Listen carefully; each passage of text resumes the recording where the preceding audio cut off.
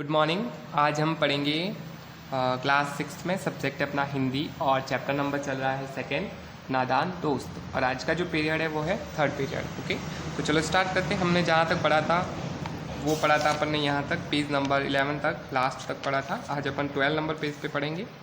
4 बजे यकायक, यकायक यानी क्या होता है? अचानक श्यामा की नींद खुली, किवाड़ खुले हुए थे। वह दौड़ी हुई कार्निस के पास आई और ऊपर की तरफ ताकने लगी। टोकरी का पता न था। संयोग से उसकी नज़र नीचे गई और वह उल्टे पांव दौड़ती हुई कमरे में जाकर जोर से बोली, भैया अंडे तो नीचे पड़े हैं, बच्चे उड़ गए।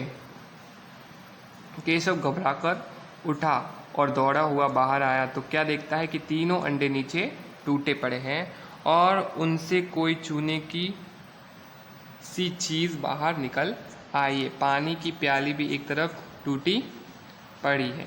उसके चेहरे का रंग उड़ गया। सहमी हुई आंखों से जमीन की तरफ देखने लगा। श्यामा ने पूछा, बच्चे कहाँ उड़ गए भैया? केशव ने करुण स्वर में कहा, अंडे तो फूट गए। श्यामा, और बच्चे कहाँ गए? केशव, तेरे सर में।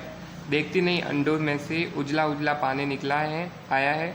वही तो 2-4 दिनों में बच्चे बन जाते। माँ ने सोटी हाथ में लिए हुए पूछा, तुम दोनों वहाँ धूप में क्या कर रहे हो? श्यामा ने कहा, अम्मा जी चिड़िया के अंडे टूट पड़े हैं। माँ ने आकर टूटे हुए अंडों को देखा और गुस्से से बोली, तुम लोगों ने अंडों को चूहा होगा। अब तो श्यामा को भैया पर जरा भी तरस ना आया। उसी ने शायद अंडों को इस तरह रख दिया कि वे नीचे गिर पड़े। इसकी सजा उसे मिलनी चाहिए। बोली, इन्होंने अंडों को छेड़ा था अम्मा जी। माँ ने केशव से पूछा, क्यों रे? केशव भीगी बिल्ली बन खड़ा रहा। माँ, तू वहाँ पहुँचा कैसे? श्यामा, चौकी पर स्टूल रख कर चढ़े अम्मा जी। केशव, तू स्टूल थामे नहीं खड़ी थी? श्यामा, तुम्ही ने तो कहा था। माँ, तू इतना बड़ा हुआ है, तुझे अभी इतना भी मालूम नहीं है कि चूने से चिड़ियों के अंडे गंदे हो जाते। चिड़िया फिर उसने नहीं सेती, ओके, नहीं चूती। श्यामा ने, ये सेती लिखा हुआ है, इधर चूती भी हो सकता है। श्यामा ने डरते डरते पूछा, तो क्या चिड़िया ने अंडे गिरा दिए अम्मा जी?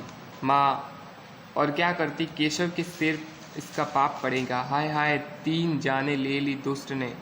केशव रोनी सूरत बनाकर बोला, मैंने तो सिर्फ अंडों की गद्दी पर रख दिया था अम्मा जी। माँ को हंसी आ गई, मगर केशव को कई दिनों तक अपनी गलती पर अफसोस होता रहा। अंडों की हिफाजत करने के जोग में उसने उसका सत्यानाश कर डाला। इसे याद कर वह कभी कभी रो पड़ता है। दोनों चिड़िया वहाँ फिर नहीं दिखाई दी। ओके, अपने चैप्टर कंप्लीट हो गया। इसके लेखक थे प्रेमचंद जी।